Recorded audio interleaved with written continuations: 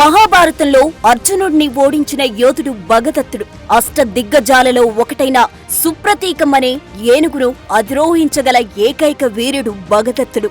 భీముణ్ణి సైతం తన ఏనుగుతో ఓడించిన వాడు భగదత్తుడు. మహాభారత యుద్ధంలో మహారథుడు భగదత్తుడు. భగదత్త నరకాసురుని కుమారుడు. శ్రీ మహావిష్ణువు వరాహ అవతారాన్ని ధరించినప్పుడు వరాహ స్వామికి భూదేవికి పుట్టినవాడు ఈ నరకాసురుడు. ద్వాపర యుగంలో శ్రీకృష్ణుడు సత్యభామ కలిసి నరకాసురుడిని సంహరించగా నరకాసురుడి కొడుకుగా భగదత్త ప్రాగ్జ్యోతిషపురానికి రాజవుతాడు. నరక రాజవంశరాజులలో భగదత్త రెండవవాడు. నరకాసురునికి భగదత్తతో పాటు మహాశిరస, మాధవన్, సుమాలి అనే కుమారులు ఉన్నారని కాళికా పురాణం హరిచరిత్ర చెబుతోంది. నేటి అస్సాంలోని గౌహతి ప్రాంతమే ఒకప్పటి ప్రాగ్జ్యోతిషపురం. భూదేవి ప్రసాదించిన వైష్ణవాస్త్రాన్ని నరకాసురుడు తన కుమారుడైన భగదత్తుడికిస్తాడు. అన్ని అస్త్రాలలో శక్తివంతమైనది వైష్ణవాస్త్రం. దీన్ని ప్రయోగిస్తే శత్రువులు ఎంతమందైనా సమూలంగా నాశనం చేస్తుంది. దీనికి తిరుగుండదు. భగదత్త ఇంద్రుడికి ప్రాణ స్నేహితుడు, అలాగే జరాసంధుడికి కూడా మిత్రుడే. ఇతనికి వజ్రదత్త, పుష్పదత్త అనే ఇద్దరు కుమారులున్నారు. అంతేకాకుండా భగదత్త దగ్గర సుప్రతీకం అనే శక్తివంతమైన ఏనుగు కూడా ఉంది. ఈ భూమండలంపై అతి శక్తివంతమైన మహాబలవంతమైన ఏనుగులు 8 ఉన్నాయి. వాటిని అష్టదిగ్గజాలు అంటారు. అంటే 8 దిక్కుల ఉండే ఏనుగులు అని అర్థం. హిందూ పురాణాలలో ఈ భూమిని 8 దిక్కులలో కాపలా కాస్తూ 8 ఏనుగులు ఉంటాయని చెప్పేవారు. అవే అష్టదిగ్గజాలు. వాటిలో ఐరావతం, పుండరీకం, వామనం, కుముదం, అంజనం, పుష్పదంతం, సార్వభౌమం, సుప్రతీకం అనే 8 ఏనుగులున్నాయి. ఇంతటి బలమైన శక్తివంతమైన సుప్రతీకమునెక్కి భగదత్తుడు యుద్ధరంగంలోకొస్తే శత్రువుకు చెమటలు పట్టాల్సిందే. సుప్రతీకం ఒక్కసారి గీంకరిస్తే చాలు తోటి ఏనుగులు, గుర్రాలు యుద్ధరంగం నుండి పరుగులు తీసేవి. దాదాపుగా 25 అడుగుల ఎత్తు, 40 అడుగుల పొడవుతో అతి బలంగా చిన్న సైజు కొండ మాదిరిగా సుప్రతీకం ఉంటుంది. ఏ మావుటి కూడా సుప్రతీకాన్ని నడిపించలేడు. ఒక్క భగదత్తుడి మాటే సుప్రతీకం వింటుంది. యుద్ధంలో ఎంతో మంది వీరులను తన కాళ్లతో తొక్కి చంపింది. అలాగే ఎన్నో రథాలను, గుర్రాలను నాశనం చేసింది సుప్రతీకం.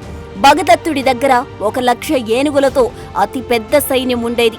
మహాభారత కాలంలో ఈ భూమి మీద ఏ రాజు దగ్గర ఇంత పెద్ద గజబలం లేదు. ఏనుగులకు తర్ఫీదు ఇవ్వడంలో భగదత్తుడు ఆరితేరినవాడు. ఈ భూమండలంలో ఏనుగుల గురించి పూర్తిగా తెలిసిన మొదటివాడు భగదత్తుడు మాత్రమే. భరత ఖండంలో చాలా మంది రాజులు, వీరులు వచ్చి భగదత్తుడి దగ్గర ఏనుగులను నడిపించడంలో శిక్షణ తీసుకుని వెళ్లేవారు. వయసు రీత్యా భీష్ముడు, ద్రోణుడి కన్నా భగదత్తుడు చాలా పెద్దవాడు. మహాభారత యుద్ధంలో పాల్గొన్న ఈ భూమిలో ఉన్న యోధులందరిలో పెద్దవాడు. గొప్ప యోధుడు భగదత్తుడు. అతని చర్మం ముడతలు పడి బాగా సాగి ఉంటుంది. చివరకు అతని కళ్ళు కూడా కనిపించకుండా నుదిటి మీద చర్మం బాగా సాగి కళ్లకు అడ్డుపడేది. అందుకోసం భగదత్తుడు ఒక లెదర్ బెల్ట్ తో సాగిన చర్మాన్ని తల మీద వేసి గట్టిగా పట్టీలాగా కట్టుకునేవాడు. పొడవాటి తెల్లని జుట్టుతో ఒక సింహంలాగా అతను కనిపించేవాడు. ధర్మరాజు రాజసూయ యాగ సమయంలో అర్జునుడు 8 రోజుల పాటు భగదత్తునితో పోరాడాడు. యాగ సమయంలో అర్జునుడు భరత ఖండంలో ఉన్న అందరి రాజులతో పోరాడాడు. కాని వారెవరూ అర్జునుడి శౌర్య పరాక్రమాల ముందు నిలువలేక ఓడిపోయి సామంత రాజులుగా మారారు. కాని భగదత్తుడు మాత్రం ధైర్యంగా అర్జునుడితో యుద్ధం చేశాడు. అనేక అస్త్ర శస్త్రాలతో అర్జునుడిని గాయపరిచి అతని సైన్యంలో చాలా మందిని చంపేశాడు. భగదత్తుడి పోరాటాన్ని చూసి అర్జునుడు ఆశ్చర్యపోతాడు. 8 రోజుల పాటు ఇద్దరి మధ్య యుద్ధం భయంకరంగా సాగుతుంది. చివరికి అర్జునుడు అలసిపోతాడు. తన స్నేహితుడు ఇంద్రుడి కొడుకైన అర్జునుడి శౌర్య పరాక్రమాలు చూసిన భగదత్తుడు నవ్వి, అర్జునా, నన్ను ఓడించడం నీ తరం కాదు. నేను యుద్ధరంగంలో నీ తండ్రి ఇంద్రుడితో సమానంగా పోరాడగలను. నాకు అలసట ఉండదు. నీవు నా ప్రాణ స్నేహితుడైన ఇంద్రుడి కొడుకోవు కాబట్టి నీ ఏం కావాలో కోరుకో, ఇస్తానంటాడు. అందుకు అర్జునుడు, రాజసూయ యాగ పరిరక్షకుడుగా నేను వచ్చాను. నీవు ఓటమిని అంగీకరించి ధర్మరాజును చక్రవర్తిగా గుర్తించు అని కోరుతాడు. ఇంద్రుడి మీదున్న గౌరవంతో అర్జునుడి కోరిక మన్నించి ధర్మరాజు చేసే రాజసూయ యాగాన్ని సందర్శించి అనేక కానుకలను సమర్పించి ధర్మరాజును చక్రవర్తిగా అంగీకరిస్తాడు.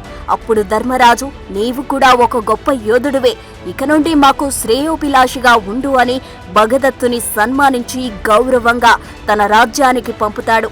ఆ తరువాత దుర్యోధనుడు ధర్మరాజు చేసిన రాజసూయ యాగానికి పోటీగా వైష్ణవ యాగం నిర్వహిస్తాడు. ఆ యాగం ప్రకారం రాజ్య విస్తరణలో భాగంగా యాగరక్షకుడిగా కర్ణుడు అనేక రాజ్యాల మీద దండెత్తుతాడు. ఎంతో మంది రాజులను ఓడిస్తాడు. వారందరినీ సామంతులుగా మార్చి కప్పం కట్టించుకుంటాడు.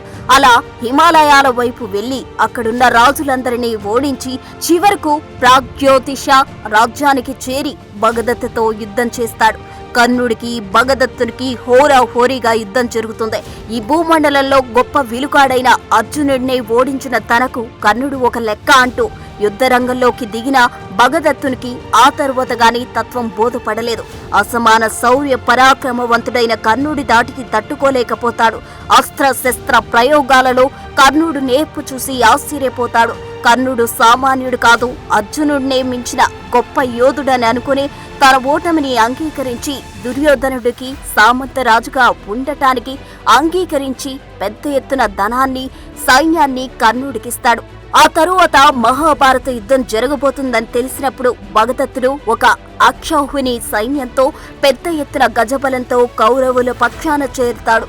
పాండవులు తనకు దగ్గరవారైన అర్జునుడు తన స్నేహితుడు ఇంద్రుడి కొడుకైన తన తండ్రి నరకాసురుణ్ణి చంపిన శ్రీకృష్ణుడు పాండవుల పక్షాన ఉండడంతో కృష్ణుడి మీద కోపంతో భగదత్తుడు కౌరవుల వైపు నిలుస్తాడు. భీష్ముడు భగదత్తుణ్ణి మహారాజి హోదాతో గౌరవిస్తాడు. కృష్ణుడు, బలరాముడు, భీష్ముడు, ద్రోణుడు, అర్జునుడు, కర్ణుడు, అభిమన్యుడు, అశ్వత్థామ, అతికాయుడు, భీముడు, నరకాసురుడు, జరాసంధుడు లాంటి వారితో సమానంగా భగదత్తుడు మహారథిగా నిలిచాడు. మహాభారత యుద్ధం మొదటి రోజున భగదత్తుడు విరాట రాజుతో 100 యుద్ధం చేస్తాడు. ఇద్దరి మధ్య భయంకరంగా యుద్ధం సాగుతుంది. చివరకు భగదత్తుని దాటికి తట్టుకోలేక విరాటరాజు యుద్ధరంగం నుండి పారిపోతాడు. విరాటరాజు సైన్యాన్ని దారుణంగా చంపుతాడు భగదత్తుడు. 2-3 రోజుల యుద్ధంలో భగదత్తుడు పాండవులకు చెందిన సైన్యాన్ని ఊచకోత కోస్తాడు. అనేక రథాలను అతని ఏనుగు సుప్రతీకం నాశనం చేస్తుంది. యుద్ధం 4వ రోజున భీముడు భగదత్తునిపై దాడి చేస్తాడు. భగదత్తుడు భీముణ్ణి దారుణంగా కొడతాడు. ఆ దెబ్బలు తట్టుకోలేక యుద్ధంలో భీముడు మూర్ఛపోతాడు. తండ్రిని ఆ స్థితిలో చూసిన భీముడి కొడుకు ఘటోత్కచుడు అక్కడి నుండి అదృశ్యమై తన రాక్షస మాయతో ఐరావతం, అంజన, మామనుడు, మహాపద్మ వంటి భయంకర ఏనుగులను సృష్టిస్తాడు. ఆ ఏనుగులు కోపంతో ఒక్కొక్కటి 4 దంతాలతో గొప్ప రాక్షసుడైన ఘటోత్కచుడి శక్తితో ప్రేరేపించబడి భగదత్తుని ఏనుగైన సుప్రతీకంపై నలువైపుల నుండి దాడి చేస్తాయి. దంతాలతో పొడుస్తాయి. ఆ బాధ తట్టుకోలేక సుప్రతీకం భయంకరంగా గర్జిస్తూ యుద్ధరంగంలో పరుగులు తీసింది. ఎన్నో రథాలను, ఎంతో మంది సైనికులను ఇష్టం వచ్చినట్లు తొక్కుతూ యుద్ధరంగం నుండి దూరంగా వెళ్లిపోతుంది. ఘటోత్కచుడు తన రాక్షస మాయతో ఎంతో మంది కౌరవ సైనికులను సంహరిస్తాడు. అతని రాక్షస శక్తిని తట్టుకోలేమని గ్రహించిన కౌరవుల సేనాధిపతి భీష్ముడు రాజులందరినీ ఆ రోజు వెనక్కి రమ్మని కోరుతాడు. చివరికి ఆ రోజు ఘటోత్కచునితో చేసిన పోరాటంలో భగదత్తుడు ఓడిపోయాడు. యుద్ధం 7వ రోజు మరోసారి ఘటోత్కచునికి భగదత్తునికి మధ్య పోరు జరుగుతుంది. ఘటోత్కచుడు భగదత్తుడిపై దాడి చేసి అనేక బాణాలు కురిపించాడు.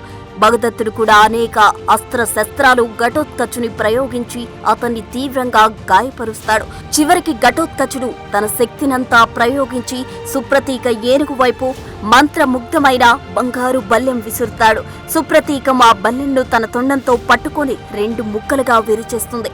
భగదత్తుడు తన గదతో ఘటోత్కచుణ్ణి కొట్టగా ఆ దెబ్బలు తట్టుకోలేక యుద్ధరంగం నుండి పారిపోతాడు ఘటోత్కచుడు. అప్పుడు కృతికుమారుడు రుచిపర్వుడు తన రథంపై ఎక్కి భగదత్తపైకి బాణవర్షం కురిపిస్తూ విధ్వంసకుడిలా ముందుకు సాగాడు. అప్పుడు భగదత్తుడు ఆ బాణాలు తప్పించుకుంటూ శూలంతో రుచిపర్వుణ్ణి పొడిచి చంపేస్తాడు. రుచిపర్వుడు మరణానికి రగిలిపోయిన సుభద్ర కుమారుడు అభిమన్యుడు, సాత్యకి, ఉప పాండవులు, చేకితానుడు, దృష్టకేతు, అలాగే యుయోత్సుడు అందరూ కలిసి ఏనుగును బాధించడం ప్రారంభించారు. సుప్రతీకను చంపాలనే కోరికతో ఆ యోధులందరూ పెద్దగా కేకలు వేస్తూ తమ బాణాలు బల్లెంలను సుప్రతీక వైపు విసురుతారు. కురుస్తున్న బాణవర్షాన్ని లెక్క చేయకుండా భగదత్తుడు ఏనుగును ముందుకు పరిగెత్తిస్తూ ఉప పాండవుల రథాలపై దాడి చేసి వాటిని ధ్వంసం చేస్తుంది. ఆ తరువాత యూత్సుడి గుర్రాలను తొక్కుతూ రథసారథిని చంపి రథాన్ని నాశనం చేస్తుంది. దాంతో యూత్సుడు తన రథాన్ని వదిలి పారిపోతాడు. అలా ఆ రోజు యుద్ధంలో భగదత్తుడు ఎంతో మందిని చంపి ఎన్నో రథాలను నాశనం చేసి పాండవులకు చాలా పెద్ద నష్టం కలిగిస్తాడు. యుద్ధం 8-9 రోజుల్లో దసన్న రాజుతో భగదత్తుడు యుద్ధం చేస్తాడు. అందులో దసన్న రాజుని ఓడిస్తాడు. తరువాత భగదత్తుడు క్షత్రదేవుని చేతులు నరుగుతాడు. భీముడు రథసారథి విశోకుడు భగదత్తుని బాణాలకు స్పృహ తప్పి పడిపోతాడు. భగదత్తుని కుమారుడైన పుష్పదత్తుడు నకుల చేతిలో మరణిస్తాడు. యుద్ధం 12వ రోజు దుర్యోధనుడు భీమునిపై పెద్ద ఏనుగుల సైన్యాన్ని పంపగా భీముడు తన గదతో ఏనుగులన్నిటినీ చంపుతాడు. ఈ వార్త వేగంగా వ్యాపించి భగదత్తకు చేరింది. భగదత్తుడు భీముడిపై తన ఏనుగు సుప్రతీకంతో దాడి చేసి అతన్ని రథాన్ని విరగ్గొట్టి రథసారథిని సుప్రతీక తన పాదాల కింద వేసి చంపుతుంది. భీముడు తన రథం నుండి దూకి తప్పించుకుని ఏనుగు కాళ్ళ మధ్య పడిపోయాడు. అతను ఏనుగుపై కత్తితో దాడి చేసి గాయపరిచాడు. కోపోద్రోక్తుడైన భగదత్తుడు తన ఏనుగు సుప్రతీకతో భీముని మెడను తొండంతో గట్టిగా పట్టుకునేలా చేస్తాడు. సుప్రతీక తన కాళ్ళ కింద భీముని వేసి తొక్కాలని ప్రయత్నిస్తుంది. భీముడు సుప్రతీక కాళ్ళలో దూరడం వల్ల బయటకు కనిపించడు. దాంతో కౌరవ సైన్యం భీముణ్ణి సుప్రతీక తొక్కి చంపిందని భావించి సంబరాలు చేసుకోవడం ప్రారంభించారు. ధర్మరాజు భీముడు నిజంగానే చనిపోయాడేమోనని బాధపడ్డాడు. చివరకు కోపంతో ఏనుగుల గుంపుతో భగదత్తుని చంపమని దసరా రాజును కోరుతాడు. సుప్రతీక దసరా ఏనుగుల మధ్య పోరు బీభత్సంగా సాగుతుంది. చివరకు సుప్రతీక దసరా ఏనుగులను పొడిచి చంపుతుంది. అలా ఏనుగులు పెనుగులాటలో ఉండగా సుప్రతీక కాళ్ళ కింద ఉన్న భీముడు సురక్షితంగా బయటపడతాడు. దాంతో పాండవులు ఊపిరి పీల్చుకుంటారు.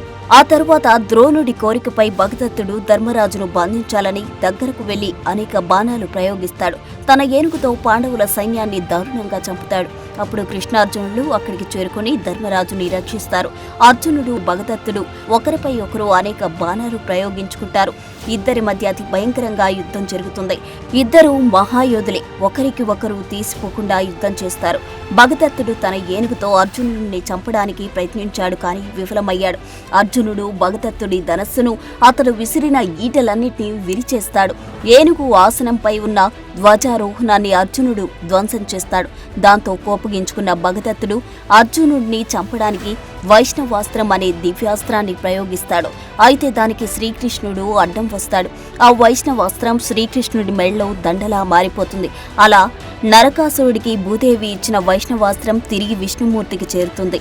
శ్రీకృష్ణుడి సూచనతో అర్జునుడు భగదత్తుడు తలకట్టుకున్న తోలు బెల్టును బాణంతో తింపుతాడు. అప్పుడు భగదత్తుడు సాగిన శరీర చర్మం కళ్లకు అడ్డుగా పడుతుంది. ముందున్నది కనిపించక తన ఏనుగును ఎటు నడపాలో తెలియక అవస్థలు పడతాడు భగదత్తుడు. అప్పుడు అర్జునుడు ఒక దివ్యాస్త్రాన్ని ఏనుగు సుప్రతీకంపై ప్రయోగిస్తాడు. ఆ బాణం పర్వతానికి ఎదురుగా వెళ్లిన వజ్రంలా ఏనుగును తాగుతుంది. చెదపురుగుల పుట్టలోకి పాము ప్రవేశించినట్లు ఆ దివ్యాస్త్రం ఏనుగు తల నుండి పొట్టలోకి వెళ్లి దాని అవయవాలు చింద్ర చేస్తుంది. అది కింద పడి తన దంతాలతో నేలను తాకుతుంది. ఒక పెద్ద కొండ నేలను ఢీకొట్టినట్లు నేలపై పడుతుంది. ఆ ఏనుగు కింద పడి చాలా మంది సైనికులు మరణిస్తారు.